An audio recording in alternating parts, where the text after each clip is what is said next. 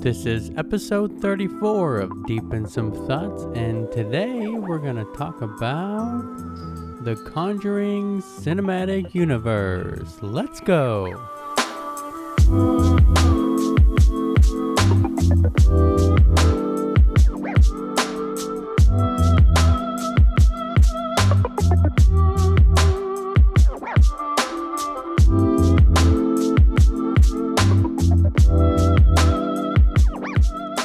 Thanks for tuning in to Deep in Some Thoughts, and the first thing that's on my mind today is I got a pimple on my face, and it's probably the worst thing that could ever happen to me.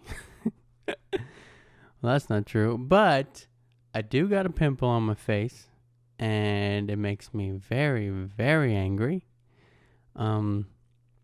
The reason for that is because I never get pimples on my face. Ever. I don't know, I was blessed with very healthy skin, and pretty much all my life I never got pimples on my face. So it's actually, anytime I do get a pimple, it's really hard for me. And that might sound a little, I don't know. What's the word? What's the word I'm looking for? It might sound a little, I don't know. I'm out. I'm fucking out. I'm out of words. Get me a dictionary. We missed a week. I do want to apologize for anyone who was waiting for an episode. We did miss a week. There's just a lot going on. Missed a week. A lot of technical difficulties or whatever. But here we are. And on top of that, I usually don't let Echo into the studio, and Echo is here. So you might hear her playing around here and there. She might make an appearance, but if not, then whatever. So today we're going to talk about the Conjuring Cinematic Universe, because I just recently went back and watched every single one of the movies again. So I really wanted to talk about it because the new movie just came out, The Conjuring, The Devil Made Me Do It. So I wanted to rank them for you guys. In my personal opinion, I'm going to rank them, and I'm going to tell you my thoughts on each individual movie. Now, before we get into that, let me get into about what I've been up to, man. I worked a lot, which is what has been making my schedule real hard. Did a couple photo shoots here and there in the last couple of weeks. And I also took my dad to go play Topgolf for Father's Day. And I know by the time this comes out, Father's Day has already passed. Like, hey, bro, you're late to the party. I get it, dude. But there's something I gotta say, man. When I tell you that my father has never swung a golf club in his life, I mean, my father has never, ever swung a golf club in his life. And I took him to Topgolf, and I was like, hey, it's going to be fun. It's going to be just me and him. I've been to Topgolf plenty of times. I think he said maybe he's gone once with like some coworkers or whatever. But dude, this old man golfed me under the table, bro. Like, you've never played golf. And granted, neither have I, and I'm not very good. But it's like, as soon as you become a dad, do you automatically know how to play golf? Bro, as soon as you become a dad, you can hit 200-yard fucking drives, bro. You can golf, and you can mow the lawn, and you can get angry when somebody changes the thermostat. Dude, why aren't I there yet, bro? I'm 28 years old and I ain't a dad yet. But you know what? It's cool. I'll let him have it. When we were playing, like at Top Golf, you gotta, hit the golf clubs, hit the golf balls into the little holes where the flags are, and then it gives you points. My dad was sending them straight down to the fucking blue and white areas. And I couldn't even get one. Like, I'm pretty sure that one of our scores for one of our games was like 50-something to 0. Me being the 0. I am so bad at playing golf. And you know what? I'm not even that bad in a sense to where, like, I can't hit the ball or whatever. But every time I hit that ball, it goes far left or far right. Pick a side, bro. It's the ball's fault, bro. There's only maybe 1 or 2 times I hit that thing dead in the middle. And there's been a couple times where I just hit it and it just boink. It was gone.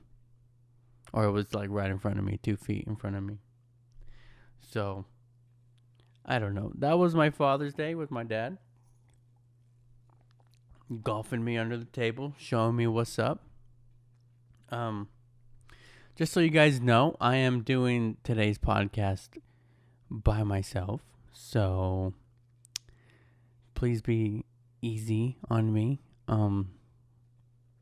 If I stutter a little bit or whatever. I don't know. Whatever. It doesn't matter. So, now we're going to get into our actual topic of the day, and it's the Conjuring Cinematic Universe. And I'm going to be ranking these guys for you. Okay? Not for you, but for myself. Before we do my ranking, though, I'm going to talk a little bit about the universe as a whole. When they came out, the order they came out, and their chronological orders. All right, so let's get right into that. The Conjuring Cinematic Universe first came out, well, not the Cinematic Universe, but The Conjuring first came out in 2013. Now, when that movie came out, and I remember watching that movie, I was living with Brendan, who is a friend of the show, well, my best friend, and Killian, who has also been on the show. And I remember watching that. It was late at night, dark as hell in our apartment, and I was about to go to work, bro. I was working night shifts. I was about to leave, and we watched that entire movie. And when we finished that movie, that was it, dude. I didn't want to fucking leave the house. I was so scared because it was dark and there wasn't very many lights outside of my apartment. And I was fucking terrified. And it's very rare that horror movies actually scare me. But the Conjuring Cinematic Universe is so scary. They did such a good job that I actually get scared when I watch these movies. So, the Conjuring Universe in chronological order, by release date, okay, is The Conjuring came out in 2013. Annabelle came out in 2014. And then The Conjuring 2 in 2016. Annabelle Creation in 2017, The Nun in 2018, The Curse of La Llorona in 2019, Annabelle Comes Home in 2019, and The Conjuring, The Devil Made Me Do It, came out in 2021. So with these movies, also another thing, when you're going to create a cinematic universe or link all these movies together, I think they did really good with the fact that they kept you on your toes and came out with the next movie right away. So, like some movies, they'll release the first movie, and then 2 years later, they'll release the second movie. And then the third movie is not even a thought until like 4 years later, another movie comes out. So, I like the fact that they did this because as soon as, the hype starts to die down for one of the movies, they'll be like, oh, here's another one. And they throw another movie at you, and, they keep you interested. And they're hitting home runs every single time. So, as you know, these movies were set back in the day, in like 1970s or whatever. So I'm going to read off, in case you wanted to watch them in chronological order in the way that the events happened, I'm going to tell you that list right now. Okay, so if you're going to watch it in chronological order, the first one you would watch is The Nun, set in 1952. Now, in The Nun, we got a priest and then a nun who has not yet said her vows yet. They go to Romania to investigate a murder or a suicide of a nun out there in the chapel. And they come across this really creepy, demonic entity who portrays herself as a nun. And that movie is fucking terrifying. Okay? I'm going to tell you what, that nun is the scariest thing I've ever seen. Okay? So, and then the next one after that is Annabelle Creation. So the start of the movie is in 1943. And then the main story is in 1955. Now, in that movie is pretty much a prequel to Annabelle, which, you see that you have this doll and it's haunted. But now they're showing you, for one, how the doll was made and how it became haunted. So in that movie, Annabelle was a little girl, and her father was a doll maker and made her a doll, which was the creepy ass Annabelle. Like, if my dad gave me that fucking doll when I was a little kid, I would be like, thanks, I guess. That thing's fucking creepy as hell, man. But anyways, the little girl passed away, and she tragically gets hit by a fucking truck. And then she ends up possessing the doll that the dad had made for her.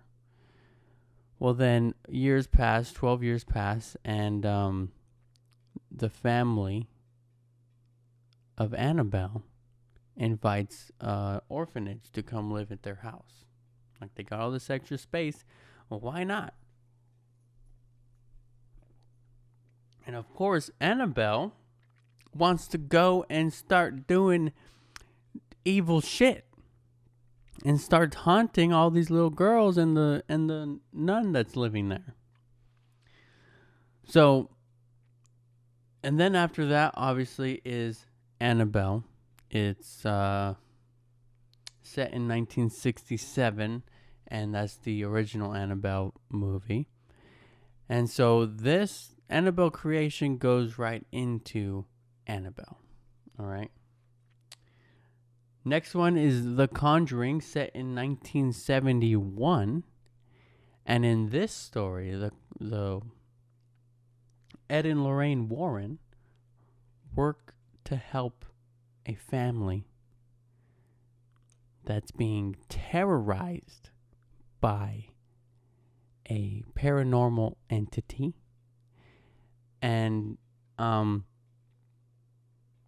movie is great. That one is so great and scary. And after that is Annabelle Comes Home came out in 1972. The Curse of La Llorona was set in 1973. And then after that is The Conjuring 2 in 1977 and The Conjuring The Devil Made Me Do It in 1981. So now we're going to get into my ranked list of these movies. Which one is my favorite? Now my favorite, I'm going to be reading these from 8, because there's 8 movies, obviously. 8 down to 1. So my least favorite first, down to my favorite. All right. So coming in at number 8 is, I'm sorry to say it, Annabelle. Annabelle was scary. It was good. Don't get me wrong. It was good. But as a whole, in the whole universe, it just didn't live up to all the other movies. All the other movies were that much better that Annabelle is good standalone, but in comparison, it just ain't make the cut, man. So Annabelle at number 8. Number 7 is The Curse of La Llorona. Now, this one is ranked so low because I grew up listening and hearing stories of La Llorona. And it was very interesting to me and scary to put a face to the story. But, of all the stories I heard as a little kid, growing up in a Mexican household, it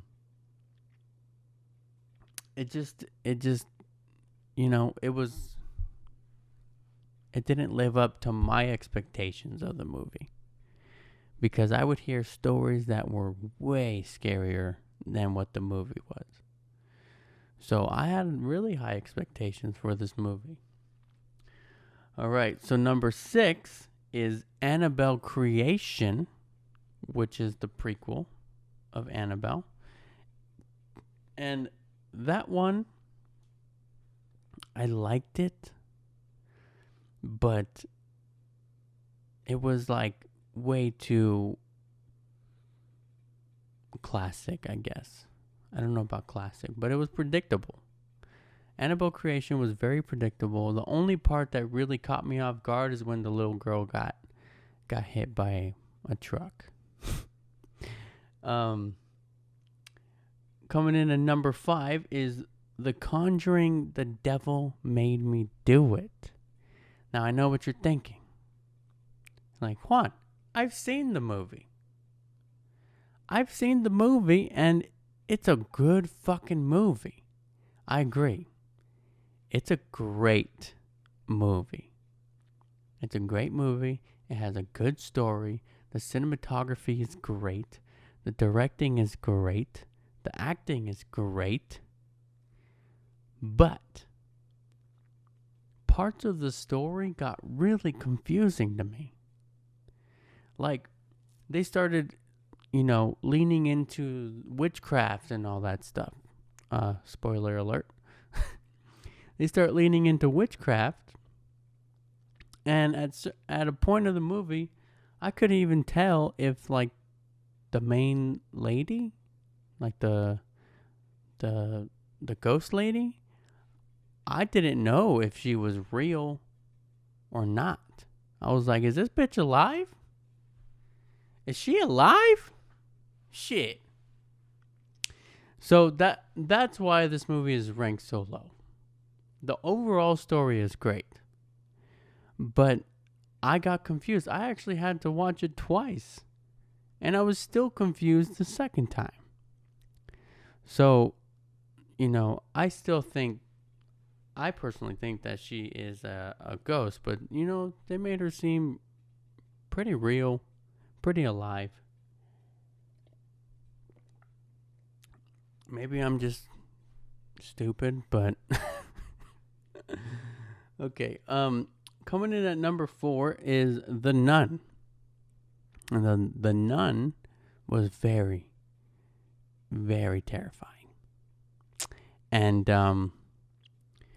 the reason why this one is not my favorite, it was really close, but it's not my favorite because you got your priest, you got your nun, and then they have this civilian who helped them find the church, and he's the one who found the dead body or whatever. He was unnecessary for the whole movie. Like, if they had him at the beginning to do what he did, okay, cool, great. But the rest of the movie could have done without him. And I'm sorry. I'm sorry for that. And that's just the cold hard truth. So that's why that one's not ranked any higher. Number 3 on my list is Annabelle Comes Home. Now, Annabelle Comes Home was overall amazing. Now, usually, Ed and Lorraine are a part of the movie. Now, in this movie, they were in the movie for only like 10, maybe 15 minutes, if that. Now, this movie focuses around the daughter, and she gets left home with a babysitter, and you know already that they have this room that is full of haunted artifacts. Not necessarily artifacts, but things from their cases that they've brought home because it's safer in their house to be blessed and kept contained rather than out there in the real world. So I like this movie a lot, and this one came really close. These top 3 were really close for me. And this one, I love the fact that they, the teenagers, they released Annabelle. And on top of that, not only did they release Annabelle, but, Annabelle also started to awaken all the other paranormal entities in the house. So we got to see all the artifacts in that room come to life. And to me, that was awesome. I love the fact that they didn't just focus on Annabelle, and they focused on the room as a whole. So that comes in at number 3. And now we're going to reveal my number 1 and number 2 at the same time. Now you might be thinking, Juan, why'd you leave Conjuring 1 and 2 for your top 2? Because they are my favorite of all the movies. Now, my number 1 is The Conjuring, and number 2 is The Conjuring 2. And these movies, like I said, overall are all really good. But The Conjuring number 1 and number 2, I can watch over and over and over and over and never get tired of it. I used to watch the first Conjuring to go to sleep, bro. I would put that shit on and I would watch it to go to bed. Like a psychopath. So, yeah, it's my favorite. But number 1 and number 2, it was really hard to rank them because they're so different. And that's why I like them so much. Normally you get your first movie and then you get your sequel, and they usually tie in, or you can't watch the sequel without watching the first one. Now this one, The Conjuring 2, standalone, you don't have to watch the first one. I mean, it helps you know who the characters are, Ed and Lorraine, but you don't have to watch the first one to enjoy the second one or to know what's going on in the second movie.